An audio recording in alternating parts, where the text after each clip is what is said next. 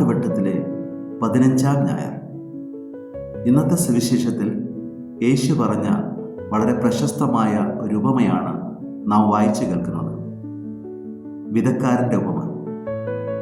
ഈ ഉപമയിലൂടെ ദൈവവചനത്തിൻ്റെ ശക്തിയെക്കുറിച്ച് അവിടുന്ന് നമ്മെ ബോധ്യപ്പെടുത്തുകയാണ്.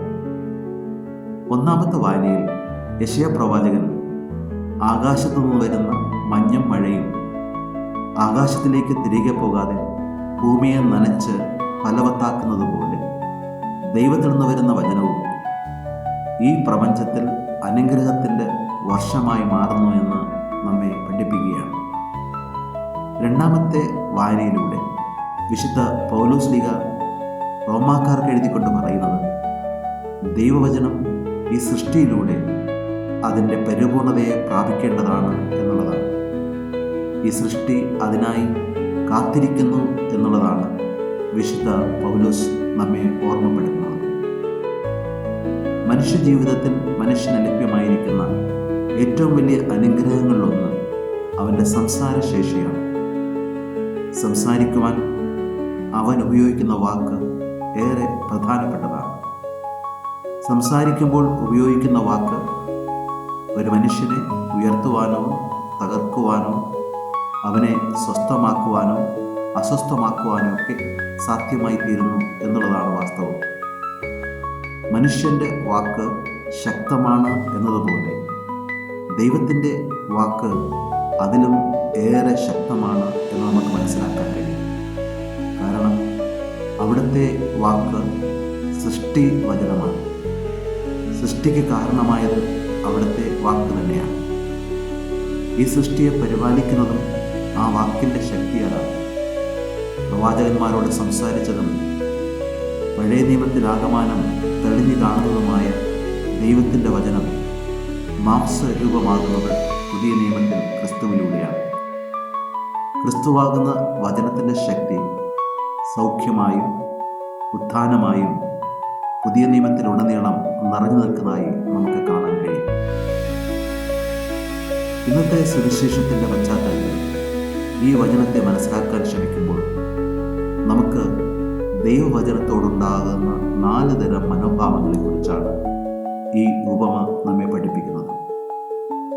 ഒന്നാമത്തെ മനോഭാവം അവിടുന്ന് വഴിയരികിൽ വീണ വിത്തുമായി ഉപമിക്കുകയാണ്. വഴിയരികിൽ വീണ വിത്ത് അതിൻ്റെ ലക്ഷ്യപ്രാപ്തിയിലെത്തണമെന്ന് നിർബന്ധമില്ല. പറവകൾ തിന്നുകൊണ്ടു പോകാം, ആളുകൾ നടക്കുമ്പോൾ ചവിട്ടി മെതിക്കപ്പെട്ടു എന്ന് വരാം. അതുകൊണ്ട് തന്നെ ലക്ഷ്യത്തിൽ എത്തണമെന്ന് നിർബന്ധമില്ല. ഇതുപോലെയാണ് ദൈവത്തിൻ്റെ വചനവും. മനുഷ്യ ഹൃദയങ്ങളിൽ വിതയ്ക്കപ്പെടുന്ന ദൈവവചനം പലപ്പോഴും ശരിയായ രീതിയിൽ മുളച്ചു പൊങ്ങി അത് ഫലം നൽകുന്ന ഒന്നായി തീരണമെന്ന് നിർബന്ധമില്ല. ദൈവവചനത്തെ വഴിയിൽ വീണ വിത്തുമായി അവിടുന്ന് ഒന്നാമത് ഉപമിക്കുകയാണ്. വഴി എന്നത് പൊതു ഇടമാണ്. എല്ലാവർക്കും യഥേഷ്ടം വരികയും പോവുകയും ചെയ്യുവാനുള്ള ഇടം. അപ്പം അതുകൊണ്ട് തന്നെ യഥാർത്ഥ വഴി അറിയണം എന്നുള്ളതാണ് പ്രധാനപ്പെട്ടത്. യഥാർത്ഥ വഴി അറിഞ്ഞ് ആ വഴിയിലൂടെ മുന്നോട്ട് പോകുമ്പോഴാണ് നമുക്ക് ലക്ഷ്യത്തിൽ എത്തിച്ചേരുവാൻ കഴിയുന്നത്. ഇന്ന് നാം ജീവിക്കുന്ന ഈ കാലഘട്ടത്തിൽ പലതരം വഴികൾ നമുക്ക് കാണുവാൻ കഴിയും. നേരായ വഴികൾക്ക് ബദലായ മറ്റു വഴികളും ഇന്ന് സുലഭമാണ്. സർക്കാർ ഉദ്യോഗസ്ഥ തലങ്ങളിൽ കാര്യസാധ്യത്തിന് വേണ്ടി വളഞ്ഞ വഴികൾ പറഞ്ഞു തരുവാൻ ധാരാളം ആളുകളുണ്ട്. സത്യത്തിൻ്റെ വഴിയേക്കാൾ ഉപരിയായി വളഞ്ഞ വഴികളിലൂടെ എങ്ങനെ കാര്യം സാധിക്കാം എന്ന് പറഞ്ഞ് നമ്മെ ആകർഷിക്കുന്ന സംവിധാനങ്ങളും സാഹചര്യങ്ങളും ധാരാളമുണ്ട്. എന്നാൽ യേശു ആഹ്വാനം ചെയ്യുന്നത് ദൈവവചനം സത്യത്തിൻ്റെ വഴി കാണിച്ചു തരാൻ ഉതകുന്ന രീതിയിൽ നമ്മുടെ ഹൃദയത്തിലേക്ക് പതിക്കപ്പെടണമെന്നുള്ളതാണ്. അങ്ങനെ ഹൃദയത്തിൽ നിന്ന് വെട്ടിത്തുറക്കപ്പെടുന്ന പാത നേരായതാകുമ്പോൾ ദൈവികമായ പന്ഥാവിലൂടെ സഞ്ചരിച്ച് ലക്ഷ്യത്തിലെത്തിച്ചേരുന്നതിന് കാരണമായിട്ട് മാറും. അങ്ങനെ നേരായ വഴിയിലൂടെ പോവുക എന്നുള്ളതാണ് ദൈവവചനം നിർദ്ദേശിക്കുന്ന ഒന്നാമത്തെ മാർഗം. ഈ ഒരു മാർഗം ദൈവവചനത്തോട് നമുക്കുണ്ടായിരിക്കേണ്ട മനോഭാവത്തെ വ്യക്തമാക്കും. ദൈവവചനം സ്വീകരിച്ച് അത് കാണിച്ചു തരുന്ന വഴിയിലൂടെ പോകുവാനുള്ള ഒരു മനോഭാവമായി മാറണം എന്നുള്ളതാണ് അത്. രണ്ടാമത് അവിടുന്ന് പറയുന്ന ഉപമ പാറയുടെ മേൽ വീണ വിത്തുമായി ബന്ധപ്പെട്ടാണ്. പാറമേൽ വീഴുന്ന വിത്തുകൾ ആദ്യഘട്ടത്തിൽ നല്ല രീതിയിൽ വളർന്നു വരുന്നതിന് കാരണമായിട്ട് മാറും. എന്നാൽ അതിന് തുടക്കം നന്നാണ് എങ്കിൽ തന്നെയും തുടർച്ച ഇല്ലാതെ വരുന്നു. അതുകൊണ്ട് തന്നെ ഉണങ്ങി വരണ്ട് നശിക്കുന്നതിന് കാരണമായിട്ട് മാറുകയും ചെയ്യുന്നു. യേശുനാഥൻ നമ്മോട് പറയുന്നത് നമ്മുടെ ഹൃദയ കാഠിന്യത്തെക്കുറിച്ചാണ്. ഹൃദയ കാഠിന്യ നിമിത്തം പലപ്പോഴും നമ്മുടെ ഹൃദയത്തിൽ വചനത്തെ സ്വീകരിക്കുവാൻ കഴിയാത്തവണ്ണം ഹൃദയം കഠിനമായിട്ട് മാറാറുണ്ട്. പഴയ നിയമത്തിൽ സാവൂൾ രാജാവ് അതിന് വ്യക്തമായ ഒരു ഉദാഹരണമാണ്. ദൈവത്താൽ തിരഞ്ഞെടുക്കപ്പെട്ട് അഭിഷേകം ചെയ്യപ്പെട്ട അദ്ദേഹം ദൈവഹിതാനുസരണം തൻ്റെ ദൗത്യം നിറവേറ്റി വരികയായിരുന്നു. എന്നാൽ ക്രമേണ ദൈവത്തിന് നകലുകയും സ്വാർത്ഥതയുടെ പണം ഹൃദയത്തിൽ നിറയുകയും ചെയ്തപ്പോഴും സ്വാഭാവികമായിട്ടും അദ്ദേഹത്തിൻ്റെ വഴികളൊക്കെ സ്വാർത്ഥതയുടെയും അഹങ്കാരത്തിൻ്റെയും വഴികളായി മാറി. പ്രവാചകൻ സാമുവേൽ പറയുന്ന കാര്യങ്ങൾ അദ്ദേഹത്തിന് സ്വീകാര്യമല്ലാതായി മാറി. അമലേക്കുമായി നടന്ന യുദ്ധത്തിൽ ദൈവം അമലേക്കക്കാരെ പൂർണ്ണമായി നശിപ്പിക്കണമെന്ന് ആവശ്യപ്പെട്ടത് മറന്നുകൊണ്ട് അഗാഗ രാജാവുമായി സന്ധി ചെയ്യുകയും അദ്ദേഹത്തെയും അദ്ദേഹത്തിൻ്റെ സമ്പാദ്യത്തെയും ആഗ്രഹിച്ചുകൊണ്ട് അദ്ദേഹവുമായി കൂട്ടുപിടിക്കുകയും ചെയ്യുന്ന സംഭവം നമ്മൾ വായിക്കുന്നു. അത് അദ്ദേഹത്തിൻ്റെ നാശത്തിൻ്റെ കാരണമായിട്ട് മാറുകയും ചെയ്യുന്നു. ജീവിതത്തിൽ പലപ്പോഴും ദൈവം കാണിച്ചിരുന്ന ദൈവവചനത്തിൻ്റെ ശക്തമായ രീതികളെ മറന്നുകൊണ്ട് നാം പലപ്പോഴും നമ്മുടെ സ്വാർത്ഥപരമായ അഹങ്കാരത്തിൻ്റെ വെളിച്ചത്തിൽ യാഥാർത്ഥ്യങ്ങളെ തിരിച്ചറിയാൻ ശ്രമിക്കാറുണ്ട്. അവിടെ നിറഞ്ഞു നിൽക്കുന്നത് ദൈവത്തിൻ്റെ വചനത്തിൻ്റെ ശക്തിയല്ല, മറിച്ച് സ്വന്തം ഇഷ്ടാനിഷ്ടങ്ങളുടെ ശക്തിയായി മാറുന്നു. അതുകൊണ്ട് തന്നെ ദൈവവചനം അങ്ങനെ ഉള്ള മനുഷ്യരുടെ ഹൃദയങ്ങളിൽ ഫലമണിയാതെ പോകുന്നു.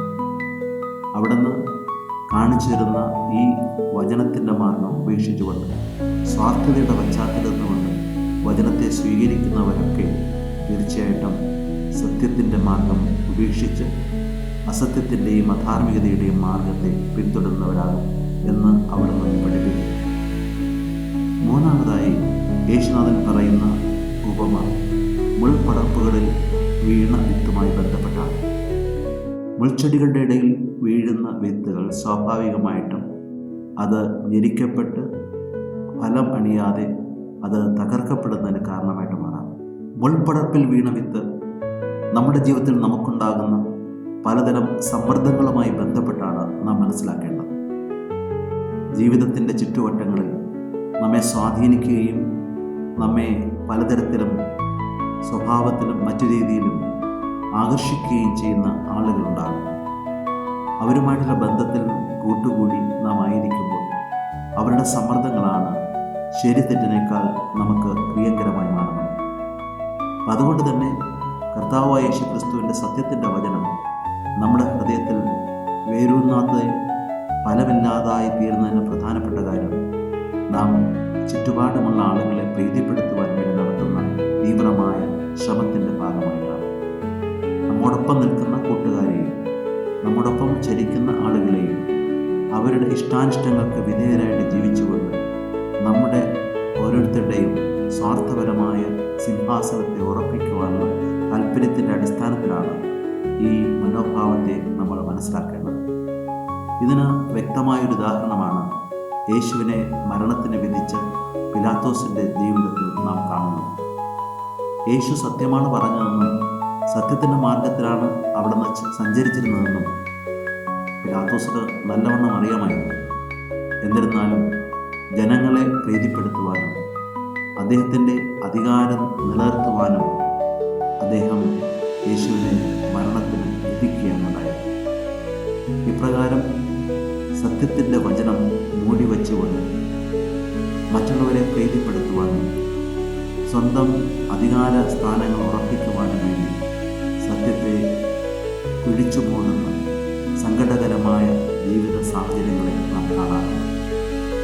അതിൻ്റെ ഫലമായിട്ട് സത്യം മൂടപ്പെടുകയും ദൈവവചനത്തിൻ്റെ ശക്തി അപ്രസക്തമാണെന്ന് തോന്നുന്ന സാഹചര്യങ്ങൾ സൃഷ്ടിക്കപ്പെടുകയും ചെയ്യാറുണ്ട്. ചുറ്റുപാടും നാം ആയിരിക്കുന്ന നമ്മുടെ സമ്മർദ്ദ തന്ത്രങ്ങൾ താൽക്കാലികമാണെന്ന് അറിയാമായിരുന്നിട്ട് കൂടി ആ താൽക്കാലികമായ സമ്മർദ്ദങ്ങൾക്ക് വശമുള്ളതായി ദൈവവചനമാകുന്ന സത്യത്തിൻ്റെ മാർഗത്തെ തിരസ്കരിക്കുവാൻ വേണ്ടിയാണ് പലപ്പോഴും മനുഷ്യർ വെമ്പൽ കാട്ടുന്നത് എന്ന് കാണാൻ കഴിയും. ഇപ്രകാരം ലൗകികമായ സമ്മർദ്ദങ്ങൾക്ക് വശംവദരായി ജീവിക്കുന്ന മനുഷ്യരും ഒരു കാരണവശാലും ദൈവവചനത്തിൻ്റെ ശക്തിയാൽ നിറഞ്ഞവരോ ദൈവവചനത്താൽ നയിക്കപ്പെടുന്നവരോ അല്ലാതായി മാറുന്നു എന്നതാണ് നമുക്ക് ലഭ്യമാകുന്ന പാഠം. നാലാമത് മറ്റൊരു വിഭാഗത്തെക്കുറിച്ച് യേശു ഉപമയിലൂടെ പറയുന്നു. നല്ല ഹൃദയങ്ങളിൽ വീഴുന്ന വിത്തുമായി ബന്ധപ്പെട്ടാണ്. നല്ല ഹൃദയങ്ങൾ എന്ന് പറയുന്നത് എളിമയുടെ ഹൃദയങ്ങളായിരിക്കാം. എളിമയാർന്ന ഹൃദയങ്ങളിൽ ദൈവവചനം ശക്തമായ രീതിയിൽ ഫലം പുറപ്പെടുവിക്കുന്നതിന് കാരണമായിട്ട് മാറും. അത് ഉഴുത് തെളിയപ്പെട്ട ഹൃദയ മേഖലയാണ്. സ്വാർത്ഥതയെ തകർത്തുകൊണ്ടും പലതരം വഴികളെ ഉപേക്ഷിച്ചുകൊണ്ടും സമ്മർദ്ദങ്ങളെ അതിജീവിച്ചുകൊണ്ടും ദൈവത്തിൽ മാത്രം ആശ്രയിക്കുന്ന തീരുമാനങ്ങളും മനോഭാവങ്ങളും ഉള്ള ജീവിത രീതികളാണ്. അവിടെ ദൈവത്തിൻ്റെ വചനത്തിന് മാത്രമേ പ്രാധാന്യവും പ്രാവീണ്യവും കൈവരുന്ന സാഹചര്യം ഉണ്ടാകുകയുള്ളൂ. അതനുസരിച്ച് ജീവിക്കുവാൻ ആ വ്യക്തി എപ്പോഴും താല്പര്യം കാണിച്ചുകൊണ്ടേയിരിക്കും. മനോഭാവങ്ങളും ജീവിത രീതികളുമൊക്കെ വചനത്താൽ പ്രചോദിതമായി മാറുമ്പോൾ അവിടെ ഫലമുള്ള ഒരവസ്ഥ രൂപപ്പെടും. ഓരോ ക്രൈസ്തവനും വിളിക്കപ്പെട്ടിരിക്കുന്നത് ഫലമുള്ളവനായി മാറാൻ വേണ്ടിയാണ്. ഒരുവനെ കൊണ്ട് മറ്റുള്ളവർക്ക് ഫലമുണ്ടാകണം. ഫലമുണ്ടാകുമ്പോഴാണ് ജീവിതം അതിൻ്റെ അർത്ഥപൂർണതയിലെത്തുന്നത്.